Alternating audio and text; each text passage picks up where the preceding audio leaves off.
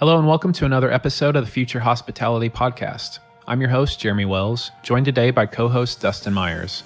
We are partners at Longitude, a hospitality branding and design group.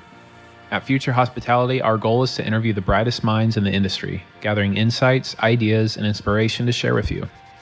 If you enjoy the podcast, please be sure to leave us a review. Thank you for your support. In this episode, we have the pleasure of chatting with Tom Parker, co-founder of Fettle, a boutique interior architecture and design firm that specializes in hospitality. During our discussion, we'll find out how Tom and his business partner Andy started Fettle and how it's evolved over the years.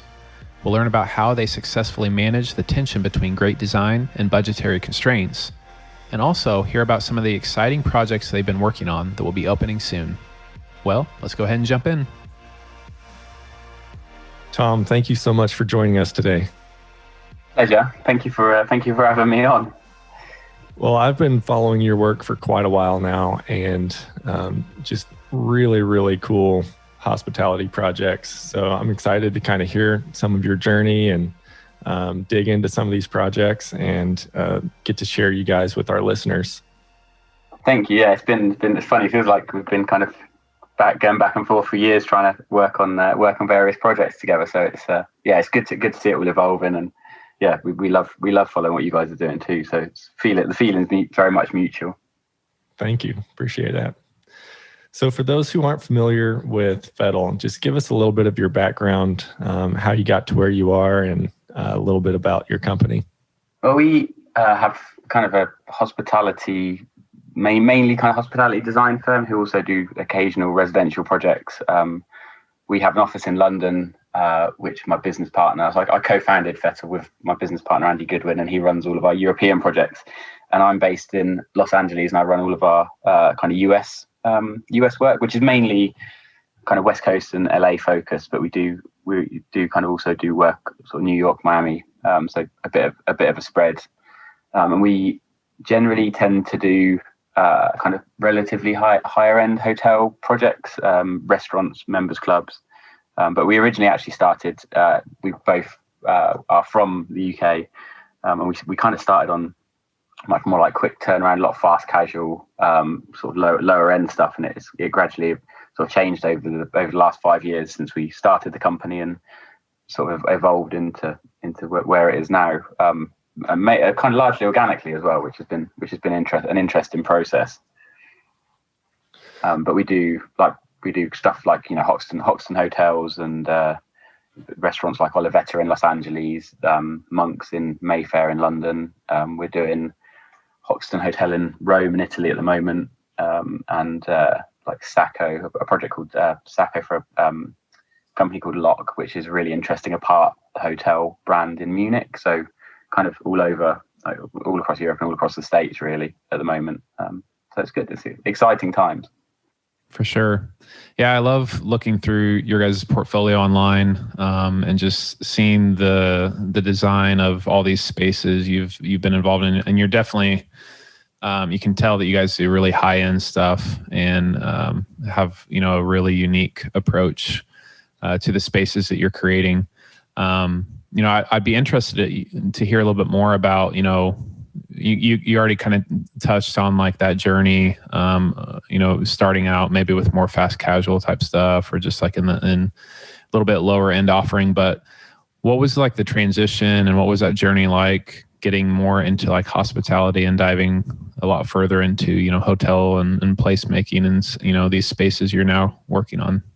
It's kind of an interesting one, because I guess that like the basis approach for all kinds of projects is very similar. You know, you're just trying to make these spaces that are great to be in, and often I think the one thing that runs through all of our projects is maybe that we sort of try and create like a sense of nostalgia, and almost a sense of a lot of our projects have a slightly, even when we were doing the more kind of fast casual, they were quite kind of quirky, unusual fast casual projects, but even then we were kind of trying to create almost a time and place, and that is one thread that definitely continued into the, you know, the slightly larger, probably slightly higher end projects we're doing now.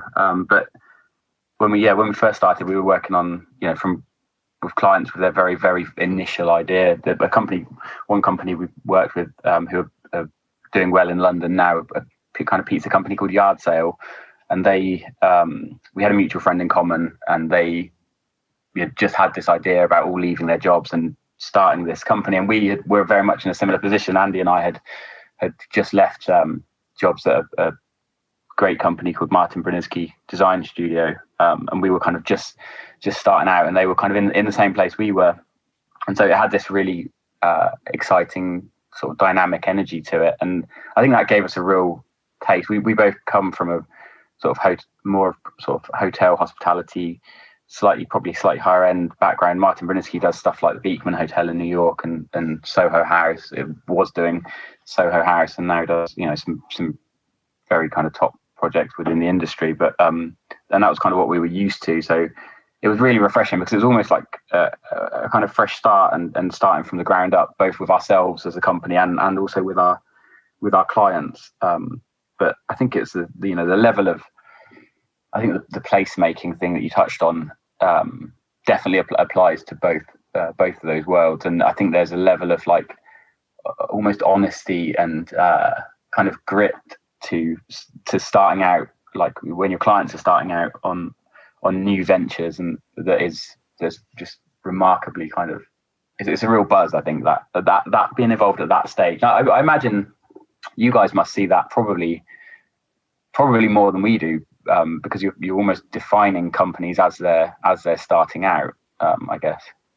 Yeah, it's really cool just to be in on those conversations and be in on that process when somebody has an idea and they're trying to bring it to life. And the work that we do really creates a lot of that, making it a reality, at least the beginning steps of what their company is going to be, and then moving through the different interior design and architecture parts of the project is just a really fun space to get to work in. I know that our clients, and I'm sure yours are the same way, they're excited about our meetings. All the other meetings and hoops you have to jump through to open a business may or may not be that exciting, but we're fortunate to get to do the exciting stuff, I feel like. Yeah, I totally agree. I think those early stages there's like a level of, it's exciting, and there's like a level of intensity that you don't always get, even on projects that we work on. Quite often, by the time you're kind of on your way into construction, that level of intensity is like everyone's sort of settled into it a bit, into the project a bit, and it's a bit less full on, and there's a bit less kind of passion and intense discussions and stuff. I think those early stages of projects are especially new brands are fantastic, I think. Definitely. So when you and Andy were deciding to leave the company that you're with and start your new agency, your new company, what were some of the thoughts in your mind as far as what you aspired to be? What were your motivations? What did you want Fettle to become?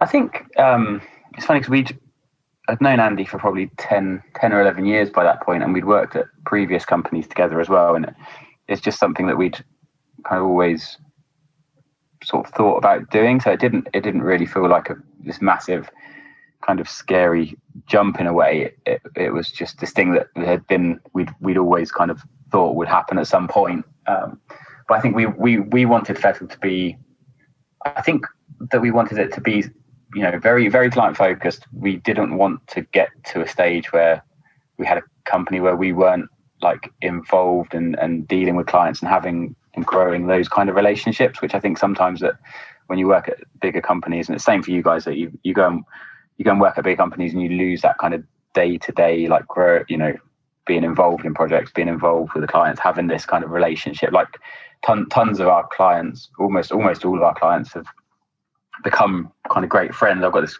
kind of collection now. Like our next door neighbor is the owner of a restaurant that we did here in Los Angeles, and we became really great friends. And then the place came up next door, so they've moved in next door, and we've got this like network now of both here and in the UK. We've got this network of great friends. I think part of it was really that connection with the projects, connection with the clients.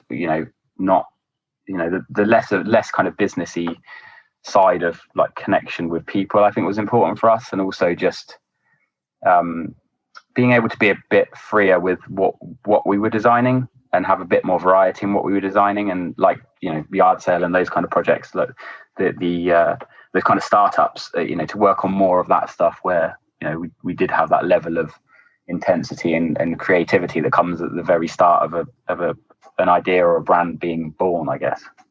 Yeah, I love how you guys have still managed, even with lower budget projects, still managed to do incredible design within budgetary constraints. And kind of thinking about or kind of discussing that, how do you still deliver such impressive design for your clients, but still managing the budget, any sort of budgetary constraints you might have for that project? What sort of thinking or methodology or approach you guys take to do that? I think it's one that obviously comes up a lot, and for all all industries, I guess. It is like how do you get everyone wants something that looks amazing, but not everyone wants to kind of pay top dollar for it. And I think I think in what we do, it's really just about being very, very sensible and careful about how and where you spend that money. And I think there's certain things that we as designers notice that the general public don't necessarily like. They're not, maybe subconsciously they pick certain things up for sure, but also there's certain stuff that you don't need to spend a ton of money on. And I think if you're very careful and very just refined about where you make a statement, and what you invest a bit more time and a bit more money in, I think you can have a huge impact on a sensible budget. Most of our clients don't have ridiculous budgets for what they do, and often when they do, it is more complicated. We have a residential project on, and it's not an unlimited budget, but it's certainly healthier than a lot of our hospitality projects, and that in turn has its own challenges. And I think often budgetary constraints are beneficial for designers, and definitely for us. Sometimes it makes you think in a different way and work in a different way and use materiality differently to how you would if you had an unlimited budget. I think it's definitely got its benefits for sure. Yeah, I think within the creative process, having constraints is often very helpful in knowing where to go and what solutions to find. So yeah, and it's really if you had this you can just pick anything and there's no narrative and there's no budget, then I don't know, it's just kind of it feels kind of a bit pointless in a way. I don't know. I think those kind of induced parameters, whether through design narrative or through budget or through site or through client, I think they're what make every project unique, really. Yeah, absolutely. I've noticed that projects that we're doing for ourselves without a client and without the hard restraints that we're trying to work on are often the hardest, just because you could do literally anything, so it's hard to know what to do. Yeah, it's incredibly challenging, because I imagine when you kind of do your own, your own kind of brand building and your own. Also, when you're in the thick of it, especially when you're working on your own kind of collateral. In your instance, I can't even imagine how difficult that is. We don't deal with that end of work, so when we redid our kind of branding and kind of marketing and website and all that a few years ago, fortunately we outsourced it, because I think, like you say, without some form of client constraints, it's just, I don't know, you're just kind of floating in this endless sea of options, which is quite difficult. The work in your portfolio is so impressive. It's very very cutting edge, very modern, but it does have that nostalgia that you talked about. Do you ever have tension with clients on pushing ideas that are maybe outside of their comfort zone or not what they were expecting? And how have you been able to navigate that? I think it's a good question. I think probably especially more so probably in the last year or two, clients are more aware when they come to us. They're more aware of what we do as a company, I think. And I think there's our general approach to design is that there's a lot of traditional elements, but then there's usually something a bit of a twist on it, or a bit unexpected. And it's this kind of balance between we do a lot of traditional kind of work that has an unusual element in some way. And I think most of our clients are aware of that. And to be honest, we don't often get kind of calls completely out of the blue. It's usually come through, I would say probably 80% of our clients have come through another client or word of mouth or a friend or someone we've met kind of along the way. And so they have an awareness of what we do. So I think often when we suggest stuff, it doesn't always, they're not always necessarily kind of too shocked by some of the stuff we're putting forward. But that said, there are definitely instances where there's been a couple this week. We had a design presentation yesterday, and there's always a couple of elements. I feel like if you're not in some way pushing the boundaries of where the clients are comfortable, then kind of what are they paying you for? Really, they could just design it themselves. So I think surprising them sometimes is actually a good thing. Obviously, there's definitely been times where we've scared clients. And I think that's the same for all designers. There's always that kind of dialogue with a client where if one of you gets a bit off track or a bit overexcited, and you present something, they're like, what on earth?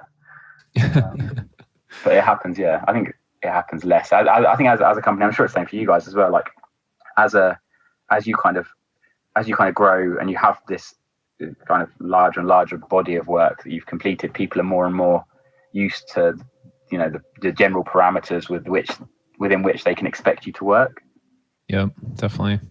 Is there any like things that you and Andy, through the years, kind of looking back, wish you had maybe learned earlier when it comes to the projects that you're involved with, and as far as like dealing with clients or budgets or some of these things we're talking about, or just in general, anything else you wish you'd learned earlier in the process?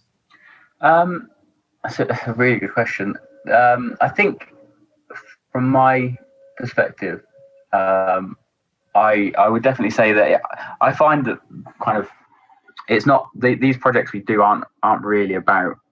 This can sound a bit strange. I've not really thought it through, so it might not make any sense. But I think that a lot of the projects we do aren't really about design to an extent. They're about people and being able to understand what kind of people are trying to achieve. And I think if I'd realized that earlier, it would have definitely affected how I can't speak for Andy. He's kind of got a different approach to design in many ways. But from my own perspective, definitely I think that every project needs to be approached in a different way, not only from a design perspective, but also from like your relationship with the client and what that person is trying to achieve and how they're going to go about achieving that and how they're going to drive you to achieve kind of what they want. So in some ways, I think if realizing early, and it's probably quite our line of work is like slightly weird and niche in a way, but I think that it's if I'd learned earlier that every client and every project,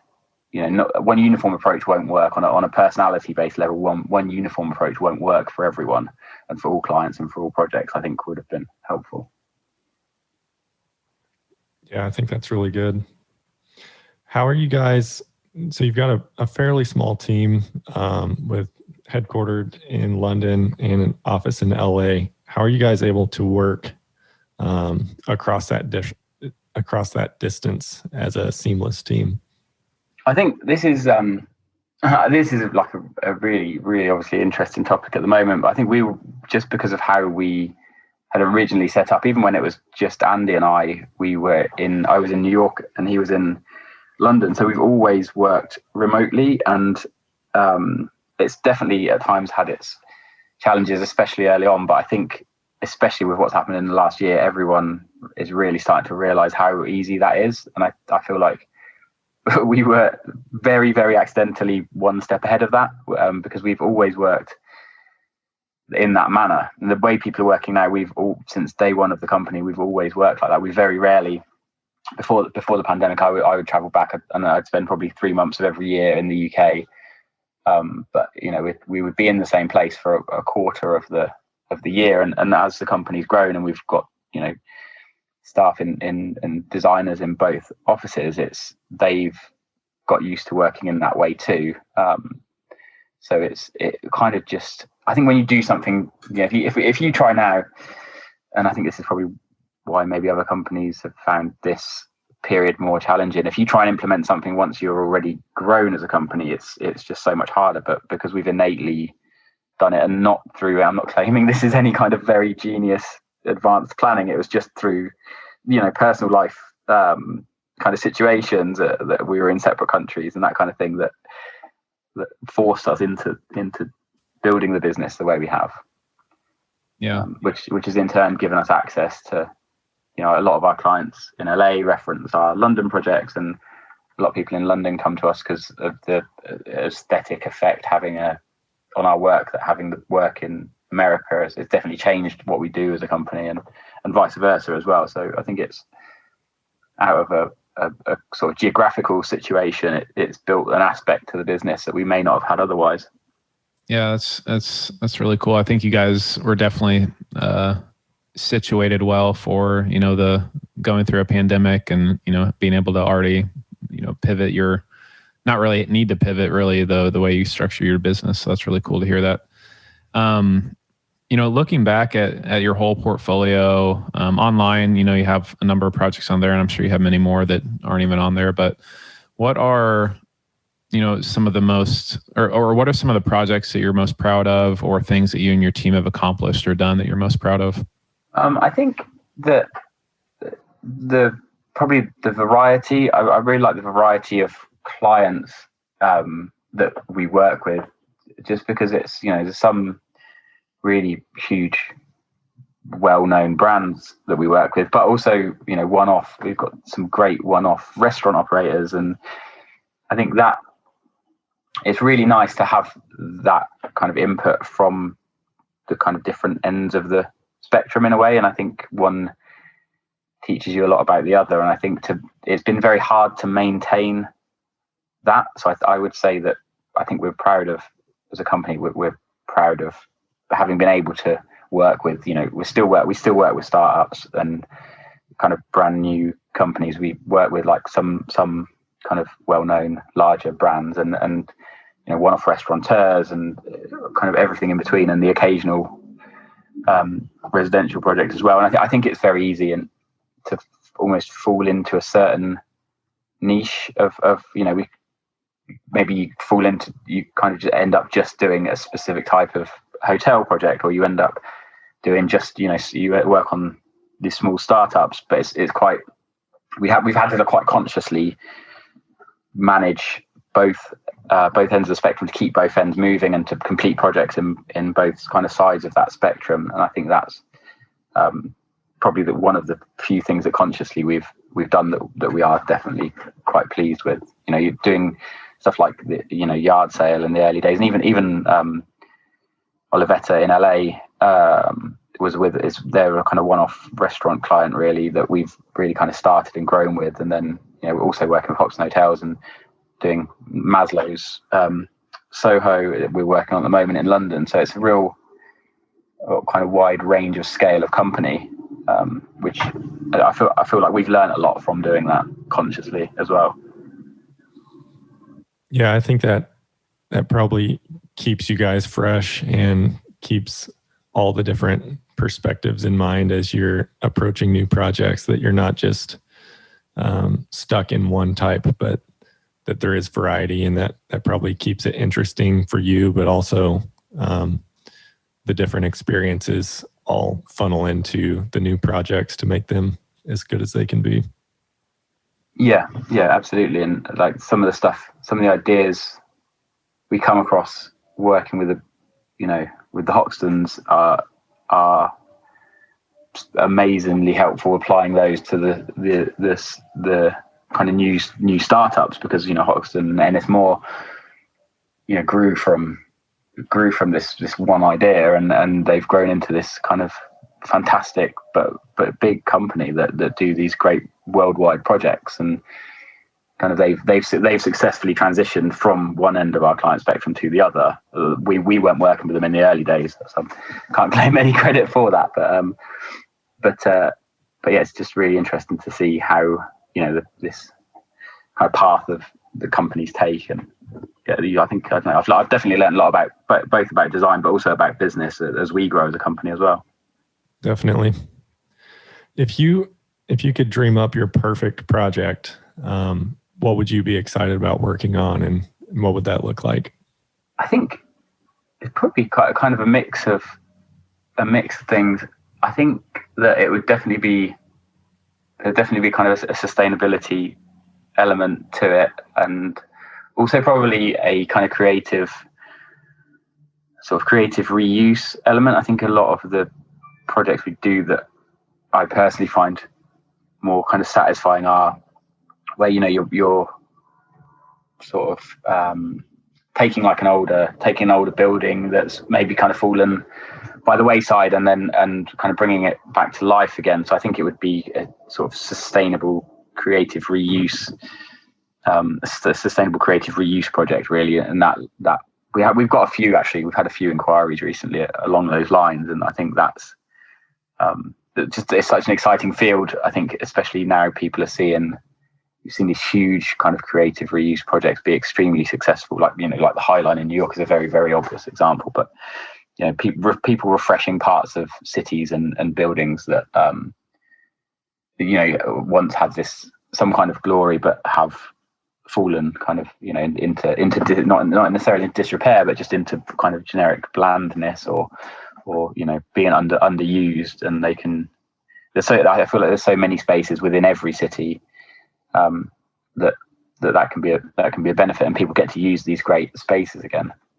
Yeah, those types of projects are really cool to look into and see how they've managed to do such unique things with specific constraints and things like that. So that's really cool to hear that.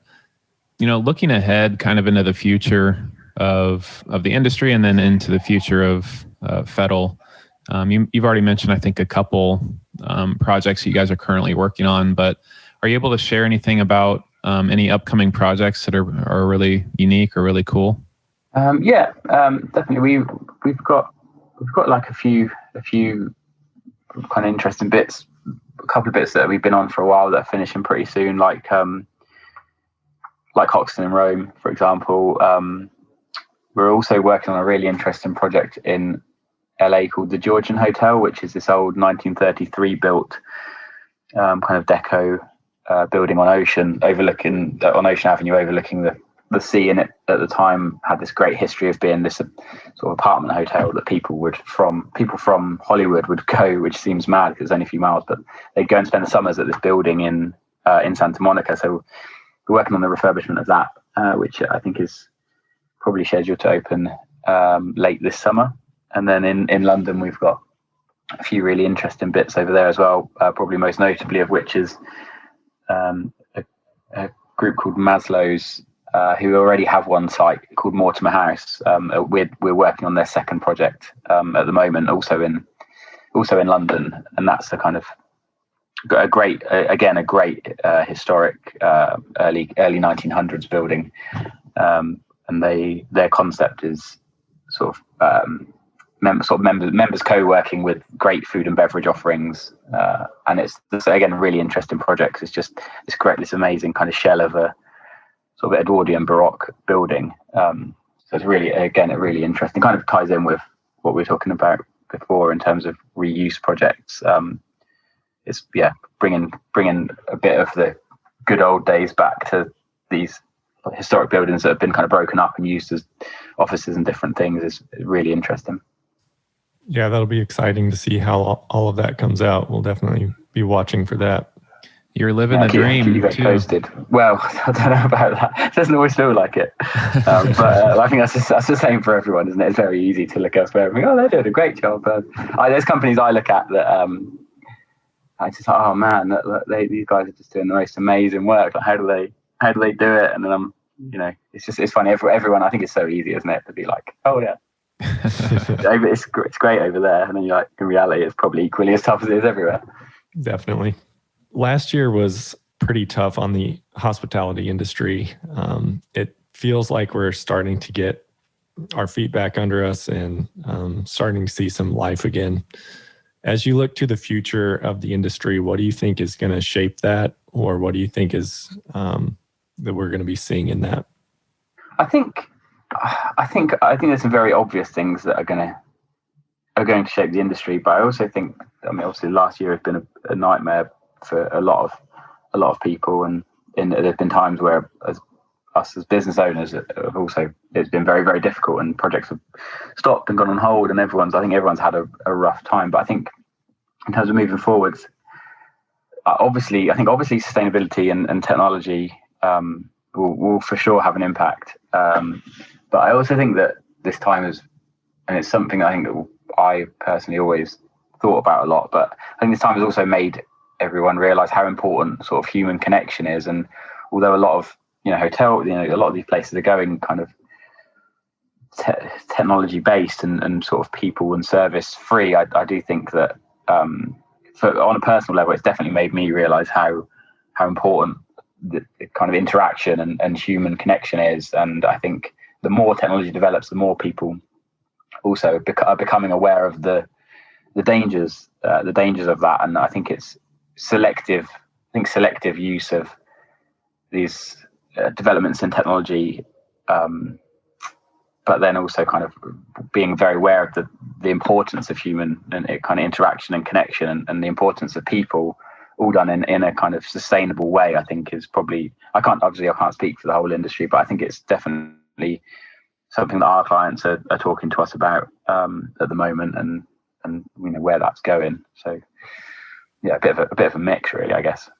Yeah, I think that this sustainability and technology is definitely going to play a role in kind of the recovery and just how things are going to be looking moving forward. So I'm excited to see how you guys navigate that, and just the power of design on a space, I think is a really neat thing to watch evolve. So I think that kind of wraps it up.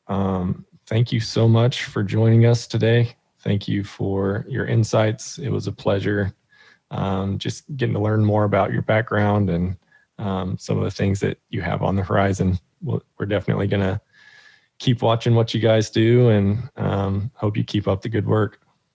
Oh, thank you. I mean, thank you for having me on the podcast. I've listened to pretty much every episode. I've learned a bunch from it. So it's it's nice to be on it, and hopefully get to work with you guys on some of these upcoming projects as well.